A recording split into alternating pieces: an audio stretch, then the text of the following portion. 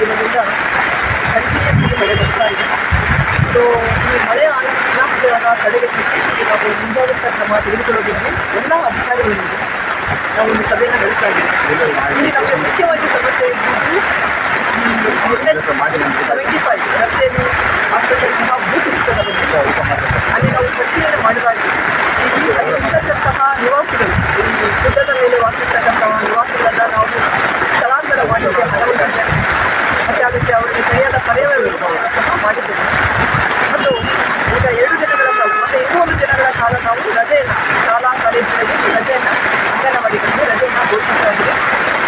ಮತ್ತು ಮುಖ್ಯವಾಗಿ ಈ NH-75 ಆಗ್ತಕ್ಕಂತಹ ಅನಾಹುತಗಳನ್ನು ತಪ್ಪಿಸಲು ನಮ್ಮ ಪ್ರಾಧಿಕಾರಕ್ಕೆ, ರಾಷ್ಟ್ರೀಯ ಹೆದ್ದಾರಿ ಪ್ರಾಧಿಕಾರದ ಸಿಬ್ಬಂದಿಗಳನ್ನು ಜೊತೆಗೆ ಒಂದು ಸಭೆಯನ್ನು ನಡೆಸಿ ಅಲ್ಲಿ ನೈಟ್ ಪೆಟ್ರೋಲಿಂಗ್, ಡೇ ಪೆಟ್ರೋಲಿಂಗ್, ಎಚ್ಚರಿಕೆ ಸಿಗ್ಗೆ ಬೋರ್ಡ್ಗಳನ್ನು ಹಾಕುವುದು, ಸೋಲಾರ್ ಲೈಟ್ಸನ್ನು ಹಾಕುವುದು ಮತ್ತು ಅಲ್ಲಿ ಒಂದು ಆಂಬ್ಯುಲೆನ್ಸ್ ಮತ್ತು ಇತರ ರಸ್ತೆಯನ್ನು ಕ್ಲಿಯರ್ ಮಾಡಲಿಕ್ಕೆ ಪಡಿಕೆಗಳನ್ನು ನಾವು ಇಡಲಿಕ್ಕೆ ಹೇಳಿದ್ದೀವಿ. ಇನ್ನು ಮುಂದೆ ಆ ಥರ ಘಟನೆಗಳು ನಡೆದ ಹಾಗೆ ನಾವು ನೋಡಲು ಭೂಕುಸಿತವನ್ನು ತಡೆಗಟ್ಟಲು ಮುಂಜಾಗ್ರತಾ ಕ್ರಮದ ಬಗ್ಗೆ ಈಗ ಆಲ್ರೆಡಿ DPR ರೆಡಿಯಾಗಿದೆ. ಅದರಂತೆ ನಾವು ಕಾರ್ಯನಿರ್ವಹಿಸ್ತೇವೆ. ಧನ್ಯವಾದ.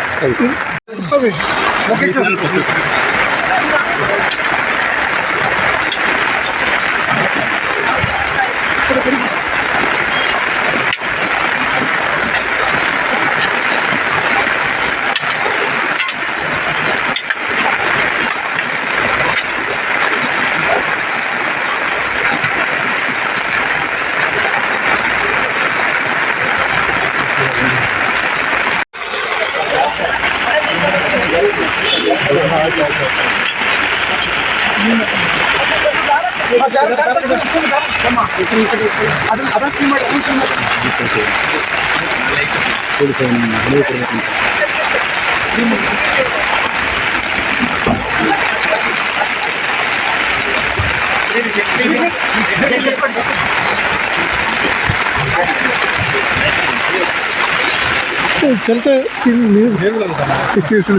चित्र ಎಲ್ಲಿದೆ ಚಿತ್ರ ಅಲ್ಲಿಗೆ ಹಿಡ್ಕೊಂಡು